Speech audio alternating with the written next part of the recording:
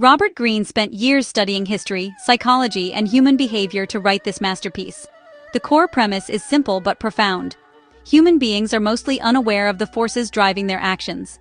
We think we are rational creatures making conscious decisions. But the reality is that ancient emotional programming, deep insecurities, and unconscious patterns run the show far more than we realize. Greene argues that the first step to mastering your life is understanding these patterns in yourself and others. Let us start with one of the most foundational ideas in the entire book, and honestly, one of the most unsettling. Greene says we all have what he calls an unrealistic self-opinion. Most of us walk through life with a slightly inflated view of ourselves. We see our intentions as good, our judgment as sound, and our flaws as minor or situational. But this self-deception is incredibly costly. It blinds us to our actual behavior and makes genuine growth nearly impossible. The solution Greene offers is radical self-examination. He wants you to actively search for your own biases, your emotional triggers, your character flaws. Not to punish yourself, but to bring those blind spots into the light. He calls this achieving your higher self, a version of you that operates from awareness rather than autopilot. Now here is where it gets really interesting. Greene introduces the concept of narcissistic behavior early in the book, and he makes a crucial distinction.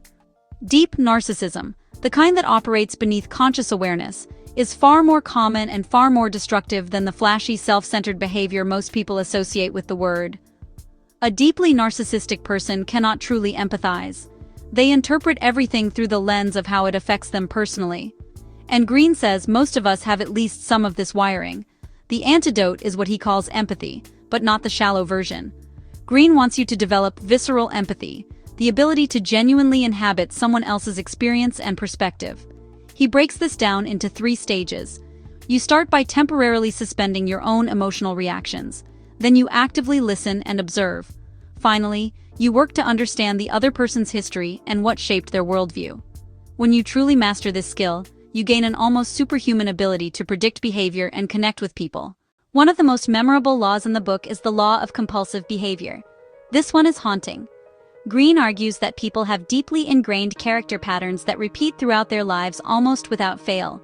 Someone who betrayed a partner once will very likely do it again. A person who constantly plays the victim in one context will do it in others. These are not random events. They are signatures of character. Greene says the best predictor of future behavior is past behavior, especially under stress. He urges you to look at someone's history with a clear, unsentimental eye before you trust them with anything important. This is not cynicism, it is wisdom. Then we arrive at one of the most psychologically rich sections of the book, the law of envy. Greene argues that envy is perhaps the most hidden and destructive emotion in human social life, precisely because almost nobody admits to feeling it.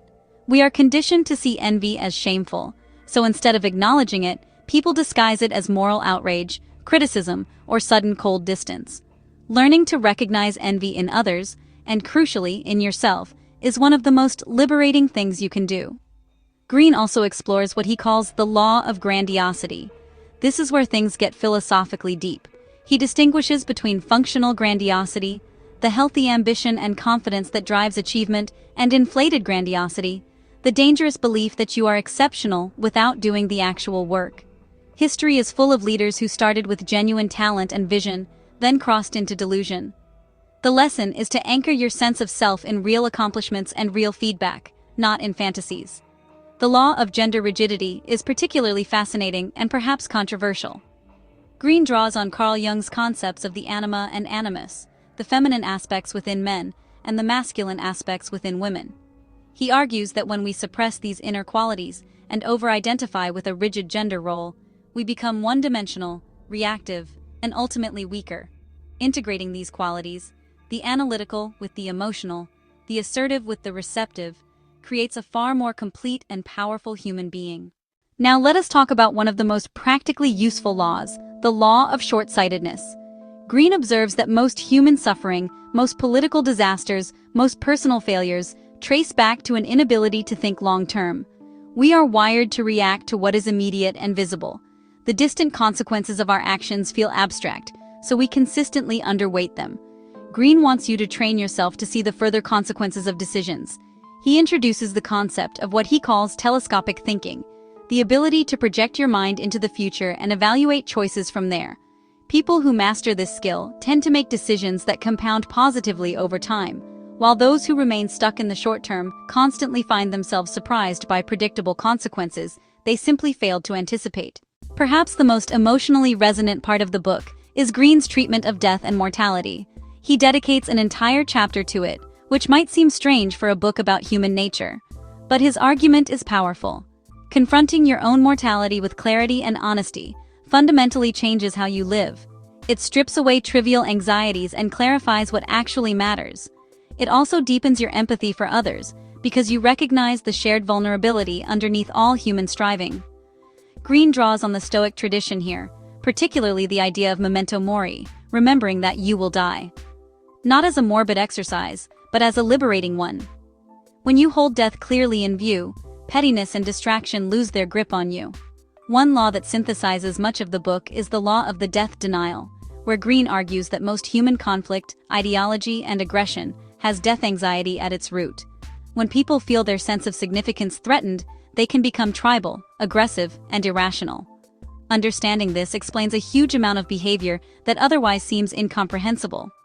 So what is the overarching message of the laws of human nature? It is this: self-knowledge is the ultimate competitive advantage. When you understand the emotional forces driving your own behavior and the behavior of those around you, you stop being a passive victim of circumstances. You start making genuinely conscious choices. You stop misreading people. You stop falling into the same patterns. You start building relationships and strategies rooted in reality rather than wishful thinking. Greene is not pessimistic about human nature, even though he documents its darker corners with unflinching honesty. His underlying belief is that awareness is transformative. The simple act of seeing clearly, seeing yourself and others without illusion, is already an act of profound change. The Laws of Human Nature is a long book. It is dense. It demands real engagement. But what it offers in return is nothing less than a complete framework for understanding why people behave the way they do, and how to respond with intelligence, empathy, and strategy rather than reaction. If you want to become someone who genuinely understands people at a deep level, who navigates social and professional life with clarity, and who keeps growing even when it is uncomfortable, this book belongs on your shelf and, more importantly, inside your mind. Subscribe to Wonder Jenny and the Robot for more psychology, human behavior, and practical wisdom. And in the comment, tell me which law stood out to you most.